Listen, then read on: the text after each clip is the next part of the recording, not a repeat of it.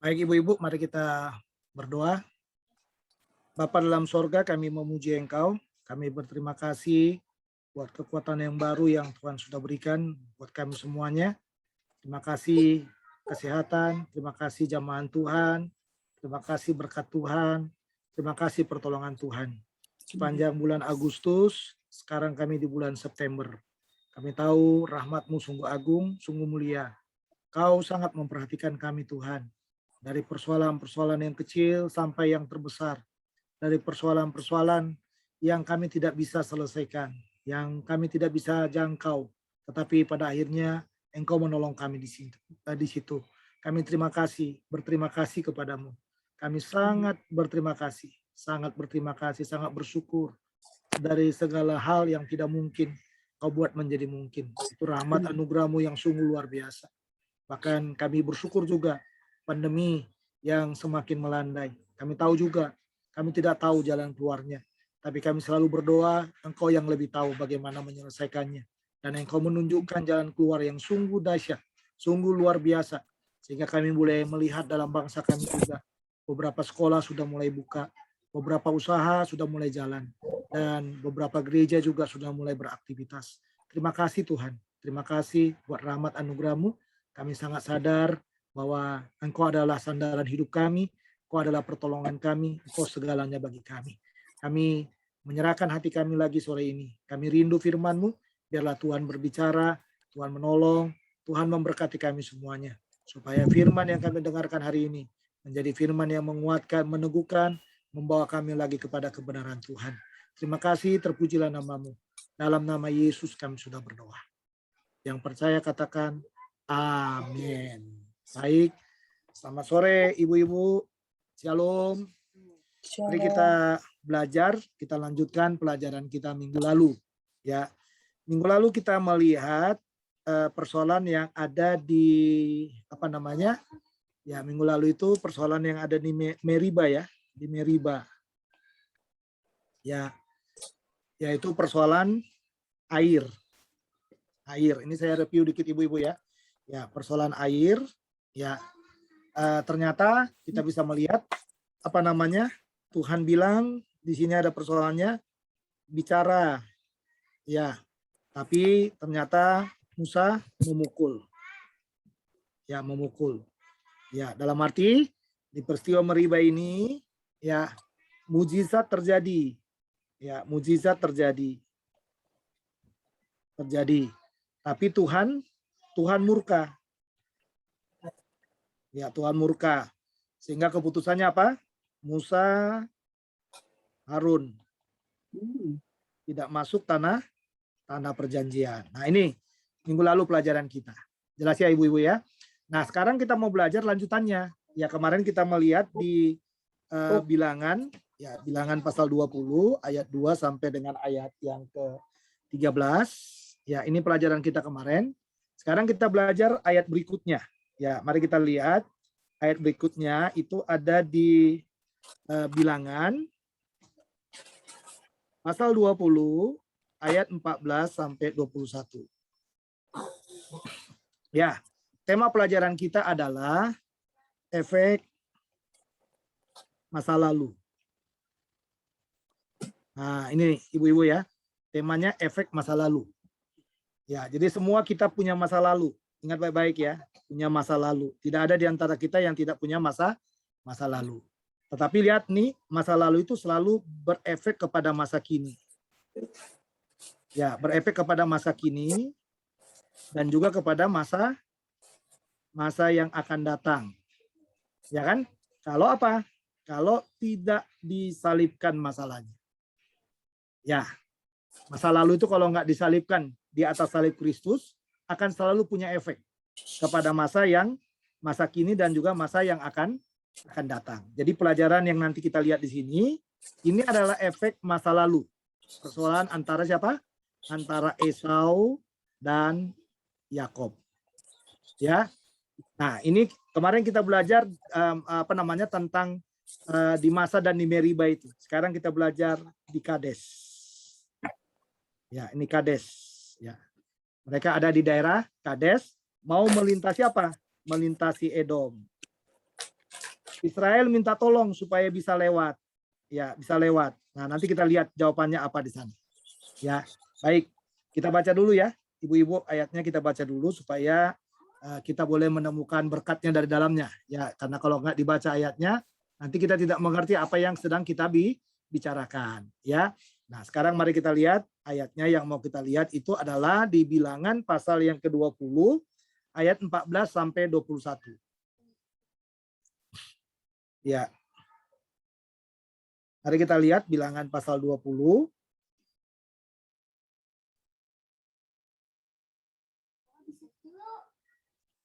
Ya. Mari kita lihat Bilangan pasal 20 ayat yang ke-14 sampai 21. Ini saya baca buat ibu-ibu sekalian ya. Jadi Bilangan pasal yang ke-14 20 ayat yang ke-14 sampai 21. Demikian firman Tuhan. Kemudian Musa mengirim utusan dari Kades kepada Raja Edom dengan pesan, beginilah perkataan saudaramu Israel. Engkau tahu segala kesusahan yang telah menimpa kami. Bahwa nenek moyang kami pergi ke Mesir. Dan kami dikatakan sana, dan kami lama diam di Mesir. Dan kami dan nenek moyang kami diperlakukan dengan jahat oleh orang Mesir. Bahwa kami berteriak kepada Tuhan, dan ia mendengarkan suara kami. Mengutus seorang malaikat dan menuntun kami keluar dari Mesir. Sekarang ini kami ada di Kades, sebuah kota di tepi perbatasanmu. Izinkanlah kiranya kami melalui negerimu. Kami tidak akan berjalan melalui ladang-ladang dan kebun-kebun anggurmu. Dan kami tidak akan minum air sumurmu. Jalan besar saja akan kami jalani dengan tidak menyimpang ke kanan atau ke kiri sampai kami melalui batas daerahmu. Tetapi orang Edom berkata kepada mereka, tidak boleh kamu melalui daerah kami. Nanti kami keluar menjumpai kamu dengan pedang. Lalu berkatalah orang Israel kepadanya, kami akan berjalan melalui jalan raya. Dan jika kami dan ternak kami minum airmu, maka kami akan membayar uangnya. Asal kami diizinkan lalu dengan berjalan kaki. Hanya itu saja. Tetapi jawab mereka, tidak boleh kamu lalu. Maka keluarlah orang Edom menghadapi mereka dengan banyak rakyatnya dan dengan tentara yang kuat. Ketika orang Edom itu tidak mau mengizinkan orang Israel lalu dari daerahnya, maka orang Israel menyimpang meninggalkannya. Sampai di sini pembacaan kita Bapak Ibu Saudara-saudara, berbagi mereka yang membaca dan merenungkan firman Tuhan di dalam setiap kehidupannya. Mari kita lihat bagian ini sekarang. Kita coba meneliti satu persatu, ya, meneliti satu persatu bagian-bagian ini. Ya, kita sangat percaya saudara bahwa yang namanya Edom itu sama dengan Esau. Oke, yang namanya Israel itu sama dengan Yakub. Ya, semua kita tahu bahwa dua saudara ini adalah saudara kembar. Ini saudara kembar. Lahir, ya, dua saudara ini lahir dengan doa dan permintaan. Ya. Permintaan. Ya, kita tahu waktu itu Ishak yang dikatakan istrinya mandul, tapi kemudian kita tahu bahwa dua-duanya Ishak itu mendapatkan anak yang namanya siapa? Esau dan Yakub. Benar ya, ibu-ibu ya? Ya, Ishak mendapatkan anak namanya Esau dan Yakub. Kita tahu Esau ini adalah seorang pemburu dan berbulu. Ya, pemburu dan berbulu. Kita tahu juga Yakub adalah siapa? Yakub adalah seorang rumahan dan dikatakan dia licin. Tidak ada bulunya. Ya, dia licin orangnya. Nah, tetapi apa yang terjadi saudara? Yang ini dikasihi oleh ayahnya, lalu Yakub dikasih oleh ibunya. Siapa nama ibunya? Ya, dikasih oleh Ribkah. Ya, dikasih oleh Ribkah. Ini dikasih oleh Ishak. Karena Ishak suka makan makanan buruannya. Nah, tapi lihatlah saudara-saudara, waktu kedua-duanya lahir, ya, waktu dua-duanya lahir, kita melihat bahwa ya, bahwa Tuhan itu memberi nubuat. Ya, memberi nubuat. Nubuatnya apa? Adiknya akan apa? Akan lebih utama. Lebih utama dari siapa? Dari kakaknya. Kita bisa melihat bahwa sekalipun nanti kakaknya ini yang sulung katanya, yang sulung, tetapi ternyata kakaknya ini tidak menghargai hak kesulungan. Nah, disinilah yang kita bisa melihat kedaulatan Tuhan itu sangat luar biasa sekali. Jadi apa yang yang Tuhan nubuatkan itu pasti terjadi. Jadi kalau dikatakan adiknya yang lebih utama, ya adiknya yang lebih utama. Ya kadang-kadang kita berkata nggak adil dong Tuhan kalau kayak gini gitu. Bukan nggak adil Tuhan. Ya sekalipun Tuhan biarkan Esau itu ya dengan hak kesulungannya, tapi Esau itu tetap tidak akan pernah menghargai hak kesulungannya. Ya tidak akan pernah menghargai hak kesulungannya. Nah itulah yang membuat dia pada suatu ketika dalam kondisi lapar, Yakub masak. Saudara sudah tahu semua ya cerita ini. Tiba-tiba dia dengan gampang apa? Dengan gampang ya menyerahkan hak kesulungannya. Ya, demi apa? Demi semangkok kacang merah. Ini harus kita ingat ini ya. Demi semangkok kacang merah. Dia menyerahkan hak kesulungannya. Demi semangkok kacang merah. Nah, apa yang terjadi saudara? Yang terjadi adalah bagaimana? Yang terjadi itulah. Ya, kita tahu pada akhirnya sampai nanti waktu Ishak akan memberkati pun kita tahu pada akhirnya Esau itu kehilangan hak kesulungan itu. Jadi dimulai dari sini. Dimulai kacang merah sampai pada akhirnya mau memberi berkat, ya mau memberi berkat, Esau juga kehilangan hak kesulungan itu. Atau Esau juga kehilangan apa? Berkat kesulungan itu. Ya. Esau juga kehilangan berkat kesulungan. Nah, ini bisa kita lihat dalam bagian ini. Ya, Esau kehilangan berkat kesulungan. Nah, persoalannya sekarang Esau dengan Yakub. Apakah pernah menyelesaikan persoalan ini dengan baik? Ya, apakah pernah menyelesaikan persoalan ini dengan baik? Saya melihat, mungkin di dalam kitab Kejadian juga kita bisa lihat, bahwa mereka pernah menyelesaikannya. Bukan tidak pernah diselesaikan. Tetapi saudara, ternyata penyelesaian itu tidak sampai kepada apa? Kepada akar persoalan. Ya, akar persoalan. Ya, tidak selesai kepada akar persoalannya. Jadi mereka berdamai, sekedar berdamai secara apa? Ya, secara yang namanya apa? Secara yang namanya fisik. Oke, tetapi yang namanya roh, rohnya itu tidak pernah berdamai. Tidak pernah berdamai. Secara fisik, ya kita bisa melihat mereka pernah melakukan perdamaian itu. Tetapi secara roh, nggak pernah. Kenapa secara roh tidak pernah? Esau itu memilih apa? Memilih jadi Edom. Ya, Edom yang sesuai dengan nubuatan daripada Ishak itu, dia menjadi semacam bangsa pemburu yang seperti itu ya, yang kuat, ya, yang badannya berbulu tegak dan lain sebagainya itu ya, dan mereka hidup di padang gurun. Nah, sementara Yakob sudah berubah. Yakob ini dari yang namanya penipu, sekarang dia sudah apa? Sudah dimenangkan oleh Tuhan. Ya, peristiwa di Betel itu menjadi peristiwa yang bisa kita lihat menjadi jalan awal buat siapa? Buat Yakub masuk ke dalam yang namanya ini jalan roh ini.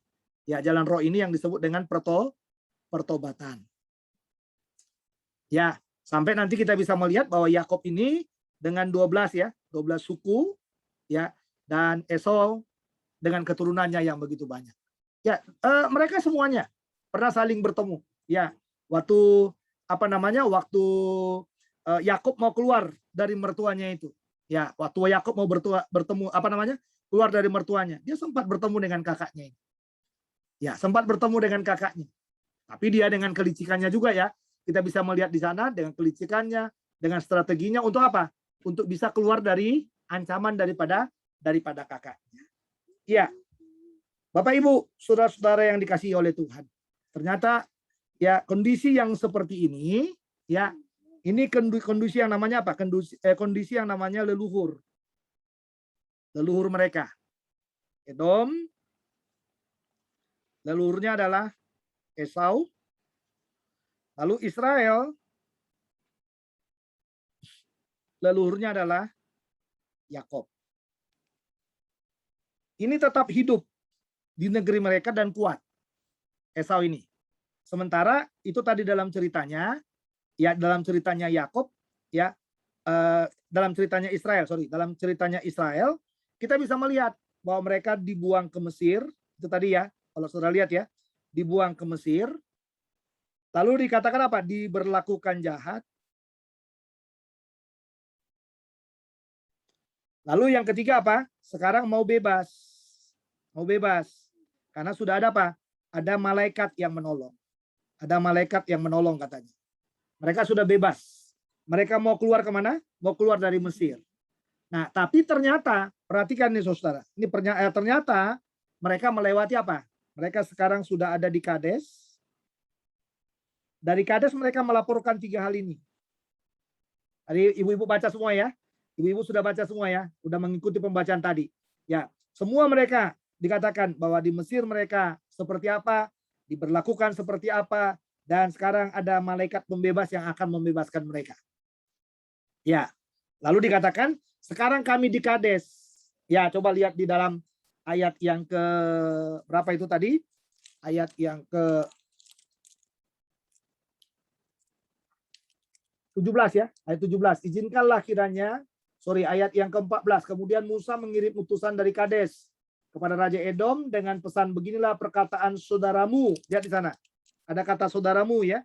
Saudaramu. Ya, saudaramu. Nah, jadi sebenarnya apa namanya? Israel itu sangat mengakui. Mereka tidak pernah menghapuskan bahwa apa namanya? Edom itu atau Esau itu adalah kakak mereka. Makanya dibilang beginilah dikatakan ya, dengan pesan beginilah perkataan saudaramu Israel. Engkau tahu segala kesusahan yang telah menimpa kami. Nah ini ceritanya tadi. Intinya ini. Mereka di Mesir diberlakukan jahat. Lalu sekarang mereka mau bebas. Ya kan? Nah, lalu lihat di dalam ayat yang ke 16 ya. Ya, 16 bahwa kami berteriak kepada Tuhan terus. Lalu ayat 17. Izinkanlah kiranya kami melalui negerimu. Karena dalam ayat di akhir dari ayat 16 itu dikatakan begini. Sekarang ini kami ada di Kades. Ya, ada di Kades katanya. Ya, sekarang ini kami ada di Kades sebab sebuah kota di tepi perbatasanmu. Izinkanlah kiranya kami melalui negerimu, kami tidak akan berjalan melalui ladang-ladangmu dan kebun-kebun anggurmu dan tidak akan dan seterusnya. Intinya apa sebenarnya? Sebenarnya mereka mau pamit ya, numpang lewat saudara, numpang lewat ya, mau pamit numpang lewat, tapi kira-kira diizinkan nggak? Ternyata di dalam ayat 20 dikatakan begini ya, tetapi jawab mereka, tidak boleh kamu lalu ya, maka keluarlah orang Edom yang menghadapi mereka dengan banyak rakyatnya dan dengan tentara yang kuat. Jadi kita bisa melihat di sini bahwa ternyata dari Kades mereka mau berjalan ya dari Kades itu ya, dari Kades ya, mereka mau melewati apa namanya Edom menuju apa? Menuju tanah perjanjian ini ya, tanah perjanjian ya. Karena dari Kades ini kita bisa melihat banyak hal pelajaran di sini ya, tanah perjanjian. Melalui tanah perjanjian ini ya, melewati ini saudara, tapi tidak diizinkan kata kuncinya. Ya.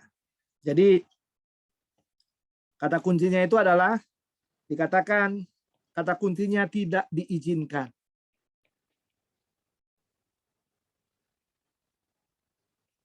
Tidak diizinkan. Ya, sampai-sampai utusan apa namanya? Utusan Musa itu lewat utusan itu mengatakan begini, kami hanya lewat jalan utama.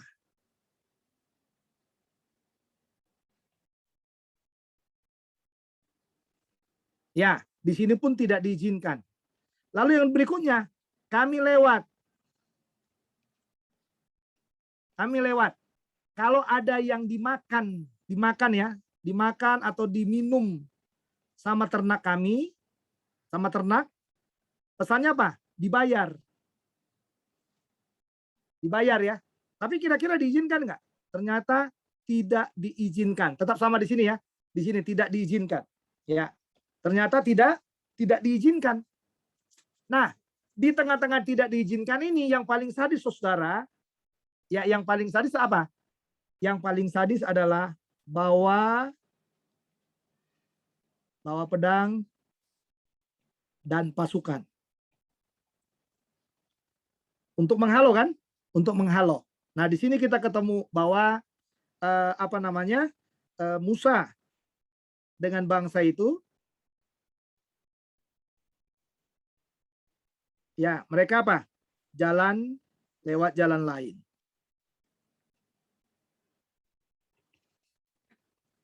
Nah, tadi saya katakan kepada kita, judul renungan kita efek masa lalu. Ya, Bapak Ibu Saudara, kita harus menyadari dalam perjalanan hidup ini, ya apa yang kita buat pada masa lalu, kalau itu tidak pernah dibereskan. Nah, ini kata kuncinya ya. Ya, sekali lagi saya katakan, kalau itu tidak bisa dibereskan dengan baik, itu akan berefek kepada masa sekarang. Jadi, yang Tuhan mau dari kita sebenarnya sederhana. Ya, sederhana. Ya, sederhananya bagaimana Saudara? Ya, sederhananya masa lalu kita itu, masa lalu harus benar-benar apa? Benar-benar selesai. Kalau kita pakai istilah perjanjian baru, harus benar-benar disalibkan. Kalau kita pakai lagi istilah yang lebih dalam tulisan-tulisan perjanjian baru itu, dikuburkan. Ya, ini masa lalu itu. Jadi benar-benar selesai, disalibkan, dikuburkan, dan ternyata kita harus apa? Harus bangkit. Bangkit dengan apa? Dengan masa sekarang. Sekarang tanpa harus menoleh ke masa lalu. Ini yang harus kita lihat di dalam bagian ini. Pelajaran pertama dari Kades. Ya, jadi pelajaran pertama dari Kades itu, masa lalu harus benar-benar diselesaikan. Jadi tidak hanya sekedar diselesaikan dengan kata apa? Dengan kata saya sudah memaafkan. Kami sudah berdamai. Apalagi? Kami sudah saling menangis. Kalau orang di perjanjian lama itu, tangisan itu menjadi penyelesaian ya. Saling menangis. Ya kan? Atau kalau yang peristiwanya Yakub dengan Esau itu, kami sudah kami saling merindukan satu dengan yang lain. Saudara-saudara, ini ternyata hanya penyelesaian yang sifatnya apa? Yang sifatnya sementara. Ya, ini masa lalu yang tidak pernah disalibkan sebenarnya, tidak pernah dikuburkan, tidak pernah bangkit dengan masa yang baru. Ya, masih bercokol kepada apa? Masih bercokol kepada masa lalu. Sehingga kalau kita melihat dalam konteks yang kita pelajari hari ini dari Kades itu, waktu Musa mengutus utusan kepada Raja Edom itu, saya sangat yakin sekali, Raja Edom itu sangat tahu sejarah nenek moyangnya. Ya kan? Raja Edom itu sangat tahu sejarah nenek moyangnya. Itulah yang menyebabkan dia tidak mengizinkan bangsa itu lalu dari situ. Ya, ibu-ibu ya. Jadi kita belajar sekarang mulai hari ini, ya masa lalu itu harus disalibkan, Masa lalu itu harus dikuburkan. Dan kata kuncinya kita harus bangkit. Ya, bangkit bersama dengan Kristus. Jadi dalam arti kita disalibkan bersama dengan Kristus, kita dikuburkan bersama dengan Kristus. Dengan semua masa lalu kita, dan kita bangkit dengan masa yang baru kita. Dengan tidak harus mengingat lagi masa lalu. Ya, tidak lagi mengingat masa lalu. Jadi kita tidak terikat dengan masa lalu kita. Kenapa? Ya, kenapa saudara? Karena itu yang dikatakan bahwa masa sekarang, ya, masa sekarang adalah masa baru bersama Kristus. Ini masa yang penting ini. Ya. Jadi orang yang sudah bersama dengan Kristus berarti dia habis dengan masa lalunya. Amin. Ya, habis dengan masa lalunya. Jadi orang yang benar-benar tahu siapa Tuhannya, apa yang menjadi karya daripada Tuhannya, dia selesai dengan masa lalunya. Nah, ini pelajaran yang kita bisa tarik. Pelajaran yang pertama dari bagian ini. Jadi masa lalu itu harus disalibkan, harus dikuburkan, dan kita harus bangkit dengan masa yang baru sekarang. Ya, itu yang dibilang aku melupakan apa yang di belakangku dan berlari-lari kepada apa? Kepada apa yang ada di depanku. Atau kalau kita meminjam kalimatnya Rasul Paulus, aku menganggap masa lalu itu seperti apa? Seperti sampah. Dia menganggap masa lalu itu seperti sampah karena apa? Karena Kristus. Dalam apa? Dalam masa baru dia. Dalam masa barunya dia. Jadi karena dalam masa baru itu ada Kristus, maka semua yang namanya masa lalu adalah sampah. Adalah sampah. Ya. Mungkin saudara katakan, di masa lalu aku pernah sukses. Aku pernah susah. Aku pernah pahit. Aku senang. Aku punya segalanya. Ingat, masa lalu ini yang dibilang Paulus, sampah. Karena siapa? Karena Kristus. Ya, makanya jalan satu-satunya. Ini di bagian yang kedua sekarang. Ya, di bagian penerapan yang kedua, ya dalam pelajaran ini yang bisa kita petik ini, ya di bagian yang kedua, tadi masa lalu itu harus, yang pertama tadi masa lalu harus disalibkan, harus dikuburkan, dan kita harus bangkit. Ya kan? Yang kedua adalah masa, dari jalan itu dikatakan mereka mencari. Ya, coba lihat ayat yang ke-21. Ketika orang Edom tidak mau mengizinkan orang Israel lalu dari daerahnya, maka orang Israel menyimpang meninggalkannya. Nah, ini kata kuncinya.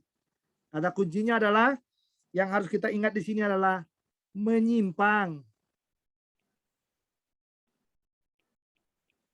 Ya, menyimpang meninggalkannya.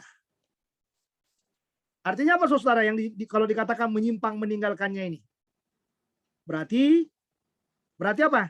Kita tidak bersahabat.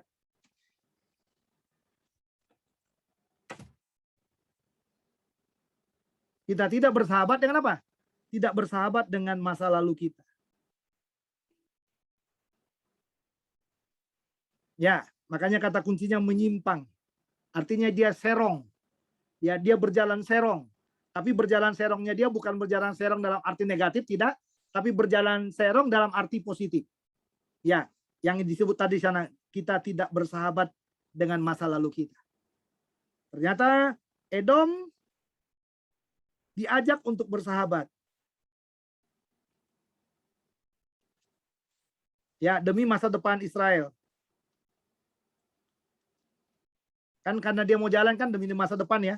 Demi masa depan Israel. Tapi ternyata apa? Edom menolak. Edom menolak, lalu Israel menyimpang. Nah, dari sini kita bisa belajar, saudara, ya, bahwa memang tidak selamanya, ini yang harus kita ingat ya, tidak selamanya setelah kita lahir baru, setelah kita menerima Yesus sebagai Tuhan dan Juru Selamat kita pribadi, tidak selamanya masa lalu kita itu bisa menerima kita dengan baik. Atau orang-orang di masa lalu kita, saudara kita, atau orang-orang yang dekat dengan kita, belum tentu bisa menerima kita dengan baik. Jadi, satu-satunya menyimpang meninggalkannya. Dalam arti, kita harus memilih yang disebut dengan apa? Jalan Tuhan untuk kita. Nah, ini yang paling penting ini. Kita harus memilih jalan Tuhan untuk kita. Ya, sekalipun apa? Sekalipun hati kita ingin menjangkau saudara kita itu. Ya, sekalipun hati kita ingin menjangkau teman-teman kita yang belum percaya kepada Tuhan. Tetapi kalau mereka menolaknya, menolak untuk kita bisa lewat berjalan di jalannya mereka. Ya, kalaupun mereka menolaknya, satu-satunya adalah kita harus tetap di jalannya Tuhan untuk kita. Jadi memang kalau kita bisa melihat dalam bagian ini, ikut Tuhan itu membuat kita jadi apa? Jadi berbeda dengan dunia. Ya kan? Jadi ikut Tuhan itu membuat kita berbeda dengan dunia. Memang efek dari masa lalu itu tidak terselesaikan dengan baik. Tapi kita harus bersyukur kalau Tuhan membuat kita ada di masa kita yang sekarang. Di masa di mana kita bersama-sama dengan Tuhan. Ya, bersama-sama dengan Tuhan. Karena apa? Karena dari Kades sebentar lagi akan masuk ke tanah perjanjian. Ingat ini baik-baik saudara. Dari Kades sebentar lagi akan masuk ke tanah perjanjian. Edom tidak membuka jalan. Tetapi Tuhan membuka jalan supaya kita sampai kepada apa? Kepada tujuan kita. Masa lalu kita tidak mengizinkan kita untuk bisa lewat di situ. Tetapi Tuhan memberikan jalan untuk masa kita yang sekarang. Supaya kita bisa lewat bersama dengan Tuhan. Jadi Bapak Ibu, kesimpulannya sederhana bagi kita. Masa lalu, yang pertama tadi, masa lalu yang tidak diselesaikan memang ada efeknya. Tetapi dengan adanya masa lalu itu, Tuhan sudah membawa kita kepada masa kita sekarang. Di masa yang sekarang, ternyata saudara kita di masa lalu yang bertikai dengan kita mungkin tidak bertemu dengan Kristus. Tetapi ya kita bertemu dengan Kristus. Karena kita bertemu dengan Kristus, memang benar kita harus meminta jalan supaya ada penyelesaian, perdamaian, keakraban kembali. Tetapi kalau tidak diizinkan, ini garis bawahi baik-baik. Kalau tidak diizinkan, jangan memaksa. Karena memang sudah seperti itu. Masa lalu itu adalah masa yang harus kita lewatkan dalam hidup kita. Dan kita berjalan dengan masa kita sekarang bersama dengan Tuhan yang mengasihi kita. Amin. Ibu-ibu, marilah kita berdoa kepada Tuhan sekarang. Sembari kita mempersiapkan hati kita untuk masuk ke dalam perjamuan kudus. Mari kita berdoa. Bapa dalam sorga, kami merendahkan hati kami di hadapan-Mu. Kami tahu kami punya masa lalu, punya teman di sana, punya keluarga di sana, punya orang-orang yang kami kasihi di sana. Tapi kami tahu juga bahwa Tuhan membawa kami kepada masa kami yang sekarang. Masa di mana kami harus bersama dengan Kristus. Karena percaya kami, karena pilihan kami, karena iman kami kepadamu. Dan sekarang ya Tuhan, kami sungguh menyerahkan semua hati pikiran kami ke dalam tangan kuasa. Mohon ampun atas semua dosa, atas semua kesalahan demi kesalahan yang kami buat di masa lalu kami. Dan kami mau belajar menghidupkan semua masa depan kami yang lebih baik lagi. Dan kami mau menyalibkannya, masa lalu kami mau menyalibkannya, mau menguburkannya. Dan kami mau bangkit dengan masa yang baru bersama dengan Tuhan. Berkatilah kami ya Tuhan, supaya pada akhirnya kami boleh bertemu dengan Tuhan, dan terus kami digenggam oleh Tuhan, dikasih oleh Tuhan, dan disayang oleh Tuhan. Terima kasih Tuhan, kami akan mempersiapkan hati kami untuk masuk ke dalam perjamuan kudus. Biarlah Tuhan menolong, memberkati dengan kuasa yang daripadamu. Ampuni semua dosa salah kami. Bersihkan hati kami, bersihkan pikiran kami. Biarlah semuanya terarah kepada Kristus dan kami boleh bersekutu lewat roti dan cawan ini. Terpujilah Engkau dalam Kristus Tuhan. Kami sudah berdoa. Amin.